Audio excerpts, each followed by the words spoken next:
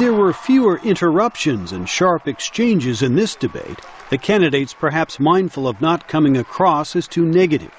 But at times, the debate did produce a clash of worldviews between President Obama and Mr. Romney, including an exchange on the biggest threats facing the U.S. Governor Romney, I'm glad that you recognize that al-Qaeda is a threat, because a few months ago, when you were asked what's the biggest geopolitical threat facing America, you said Russia.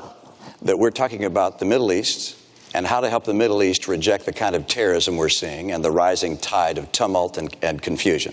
And attacking me is not an agenda.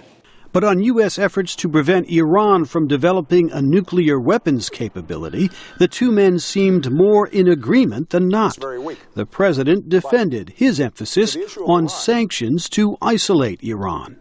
As long as I'm president of the United States, Iran will not get a nuclear weapon. I made that clear when I came into office. We then organized the strongest coalition and the strongest sanctions against Iran in history, and it is crippling their economy. Mr. Romney has been critical in the past, but was less so in the debate. I want to underscore the same point the president made, which is that if I'm president of the United States, when I'm president of the United States, we will stand with Israel. And if Israel is attacked, we have their back, not just diplomatically, not just culturally, but militarily. On the uprising in Syria and the issue of whether there should be any U.S. military intervention to help the rebels, there was some common ground as well. For us to get more entangled militarily in Syria is a serious step. And finally, we don't want to have military involvement there. We don't want to get drawn into a military conflict. There was a difference of opinion on relations with China, Mr. Romney taking a tougher line, even as Mr. Obama spoke of his actions against Chinese tires and steel.